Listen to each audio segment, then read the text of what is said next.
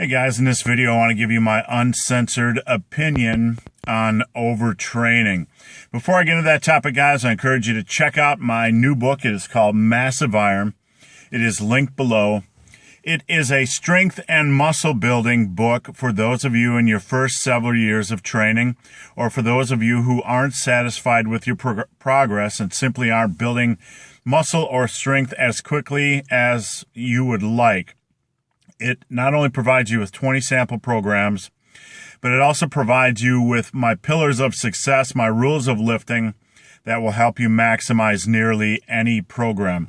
So let's talk about overtraining. This is one of the favorite topics in the lifting realm. There are certainly some personalities out there in the YouTube land who like to promote I guess you would say a Wild West type of training. There is no overtraining, go push yourself harder, that type of mentality. So for that reason, I want to address the topic again. Let's start by talking about the body. It should be stated first off that there are numerous physiological systems in the body. These include the musculature system, the central nervous system, the immune system. You also have your joints, your connective tissue, so on and so forth. So often when we're talking about overtraining, we're just talking about muscles. We're talking about, can you overtrain the muscles? Aspects of overtraining that are often overlooked are the impact of excessive exercise, or specifically excessive weightlifting, on things like the immune system, the central nervous system, etc. So I want to address those topics, those areas of the body first. First off, I've been lifting for 28 years. There's been very few occasions where I have felt overtrained. But with that said, I don't go into the gym with a specific goal of overtraining every day, because that, quite frankly, isn't the mechanism that creates growth, and that isn't the mechanism that creates strength. It's not an equation. Go in and see how much you can kill yourself, and then you'll grow or get stronger. Taking this to like other sports or other physical, endeavors, pursuits. Golfers don't go to the driving range with the mentality, I'm going to kill myself and crawl off the golf range, and therefore that will equal success. Sprinters don't do that. Tennis players don't do that. They practice, they train with a focus. So in lifting, we have to do the same thing. We have to approach lifting intelligently and not just be meatheads and cavemen and go to the gym and say, I'm just going to beat my bones into oblivion. So let's talk about overtraining and the central nervous system. There has been about 3 times during my lifting career where I have overtrained my central nervous system. This has happened primarily from performing too many days during the week of squats over 90% and too much work on deadlifts about 90% or above. So a couple of times I've walked in the gym after frequent heavy squatting, and I put 135 pounds on my back, and it felt incredibly heavy. This signaled to me that my central nervous system was not in the mood to deal with this type of weight. So there was some form of overtraining going on here, but it was a result of really pushing myself with heavy weight on my back quite frequently. So that's been rare. That happened 3 or 4 times during my lifting career. If you go into the gym and start performing warm-ups for squats or deadlifts, and it seems impossibly heavy, I would warn you to really be careful with your working sets, not to push them. Listen to your body as you progress in your warm-up sets, and only do what your body can do on that given day. You certainly don't want to push yourself when your central nervous system feels like it's in some form of an overtrained state. Now let's talk about excessive volume and muscle building.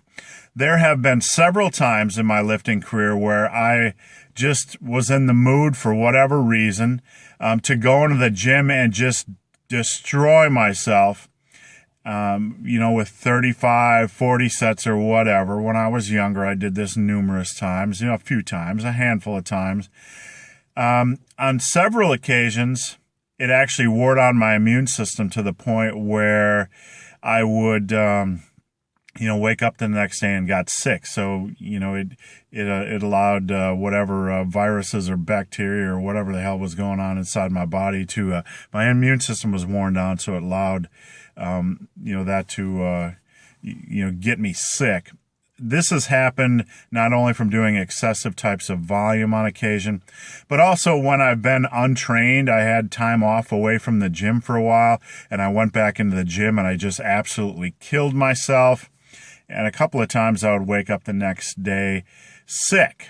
So there is some form of, there is certainly an impact you can have on your immune system by pushing way too hard in the gym. So I guess you could call that a form of overtraining. If you train so hard that you make yourself sick, it's extremely counterproductive. There is also the overtraining that comes from overworking movement patterns or overtraining smaller muscle groups like arms, etc. A lot of guys overtrain arms to the point where they start to pick up elbow tendonitis. This is extremely common in our industry. You can also overwork, the big movement patterns to the point where you pick up joints and, strains and pains. So this is certainly a form of overtraining. If you're pushing so much volume or so much intensity on a weekly basis that it's preventing you, that you're picking up injuries and it's preventing you from training efficiently in your net, during the next week or 2 weeks or months, this is certainly a form of overtraining. So my point here is that there are numerous possible downsides to trying to go into the gym and kill yourself. You have to train reasonably. I want to leave you with one thought that it might be impossible. It might be impossible or might be extremely difficult to overtrain a muscle, but that doesn't mean it's required for growth. I want to repeat that because it's important. It might be difficult to overtrain a muscle, but that doesn't mean it's required to stimulate muscle and strength building. It is not. It is not a requirement. The folks out there who are usually typically pushing you to overtrain are the fringe people. The majority of lifters in this industry understand the reality that I just expressed to you. So when you hear these things and you feel pressured to do more in the gym, instead, I want you to take this energy and try to do better in the gym. Try to make your training more efficient. Try to maximize every set. Try to train more intelligently. Try to listen to your body. I don't recommend beating yourself into crap every time you go into the gym. It can be okay every now and then when you need to take out stress, but just do it wisely and listen to your body.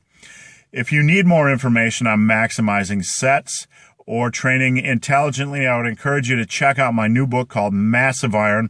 I present a whole bunch of pillars of success that'll help you maximize your training. It's kind of my rules of lifting. It'll help you maximize nearly any training system. And in addition, I provide you with about 20 different types of workout systems. So please check out my book. It is linked below. So guys, as always, thanks for watching. Have a great day.